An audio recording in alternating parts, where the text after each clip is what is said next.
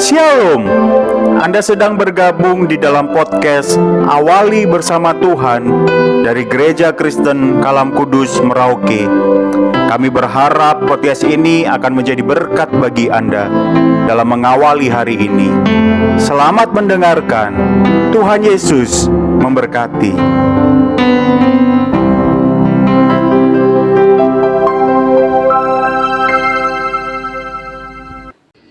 Shalom, selamat pagi Bapak Ibu Saudara-saudara yang dikasihi dalam Tuhan Yesus Kristus.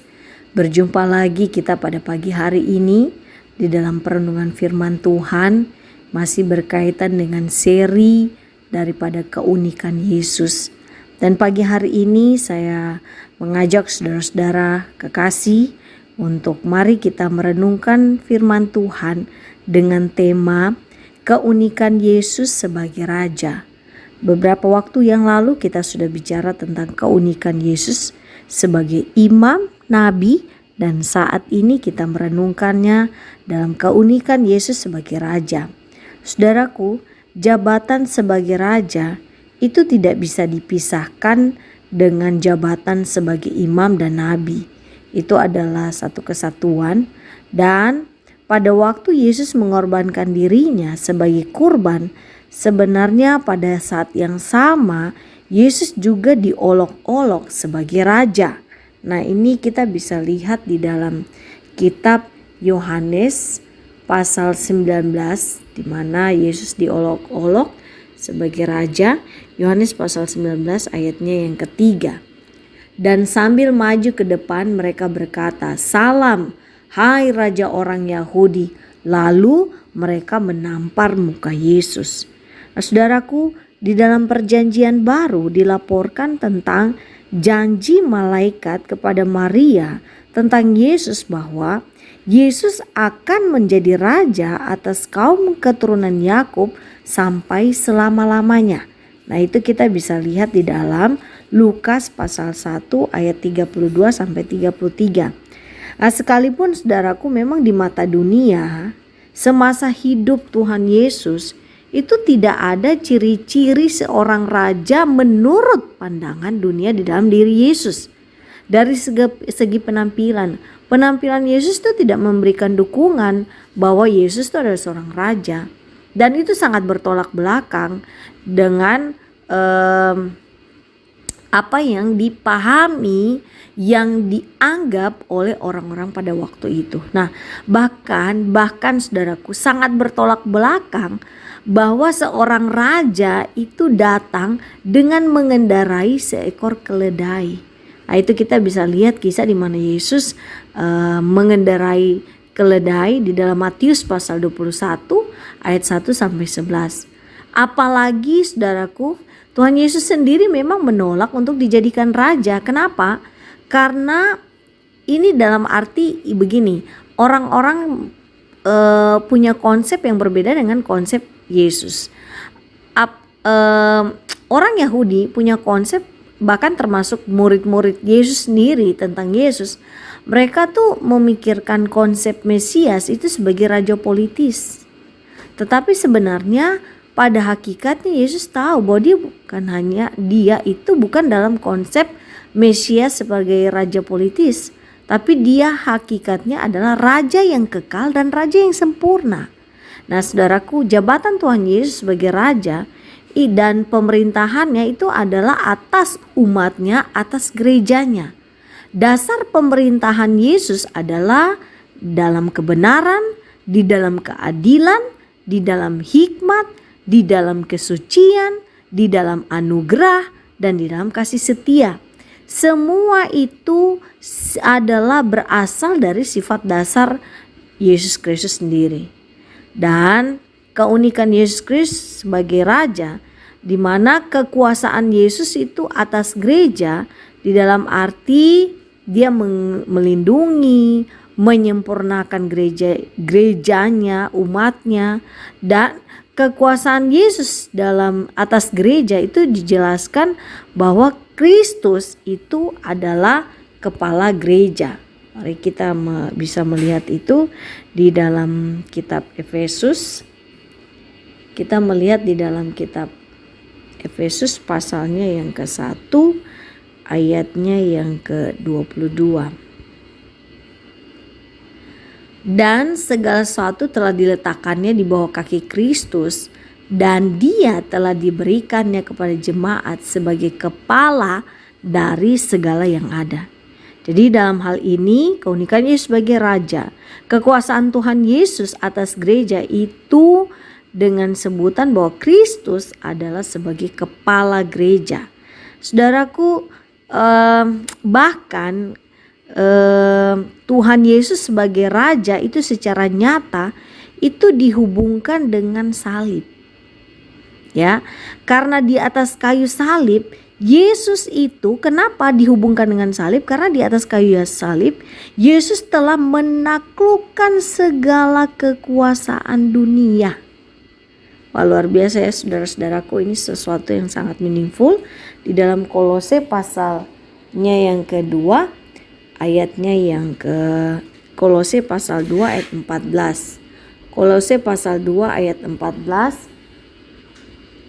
Dengan menghapuskan surat hutang yang oleh ketentuan-ketentuan hukum mendakwa dan mengancam kita, dan itu ditiadakannya dengan memakukannya pada kayu salib. Nah, saudaraku, di dalam hal ini peran Tuhan, jabatan Yesus sebagai Raja itu nyata dalam hubungannya dengan salib, di mana Dia menaklukkan segala kuasa dunia. Bahkan kebangkitan Yesus itu memastikan kemenangan Yesus atas dunia ini sebagai Raja. Di dalam Roma pasal 1 ayatnya yang keempat. Roma pasal 1 ayatnya yang keempat.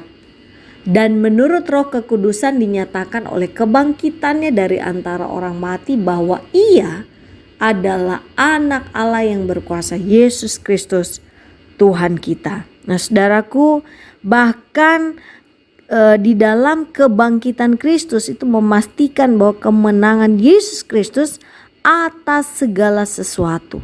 Dan kekuasaan Yesus itu bukan satu wilayah tertentu, tapi mencakup seluruh bumi, bahkan surga, dan semua bersifat universal.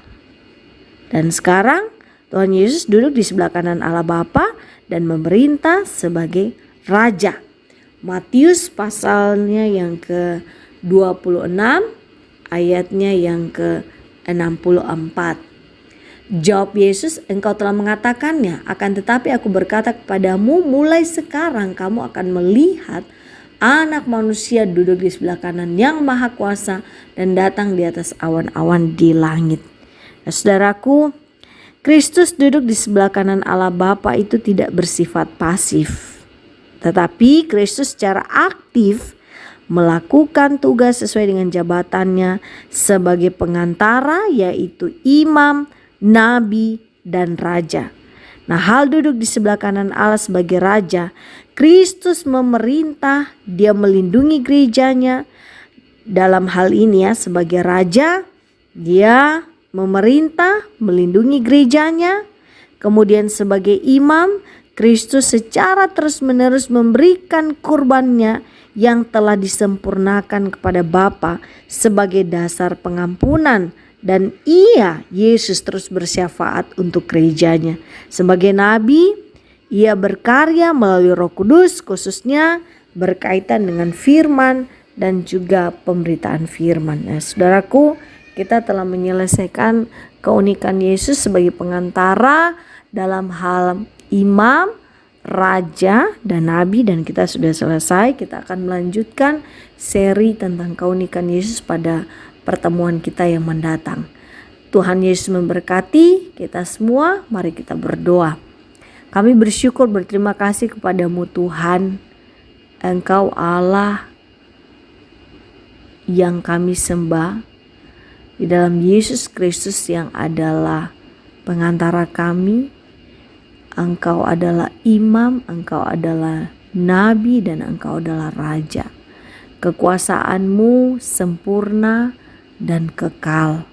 Dan kami sangat bangga, kami sangat bersyukur bahwa kalau kami dihitungkan Tuhan dan diperhitungkan Tuhan, dan di dalam kasih karunia-Mu melayakkan kami untuk ada sebagai gereja-Mu, sebagai umat-Mu, dan Engkau memerintah sebagai Raja.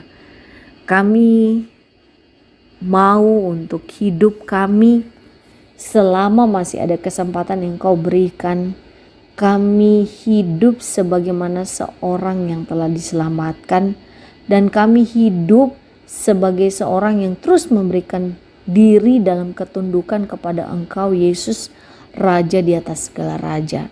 Kadangkala kami mengaku bahwa dalam hidup kami secara jujur, dengan keegoisan kami, dengan ego yang kami punya, kami menjadikan diri kami sebagai raja kecil, dan kami seolah-olah ingin menjadikan Tuhan bahkan sebagai pelayan kami.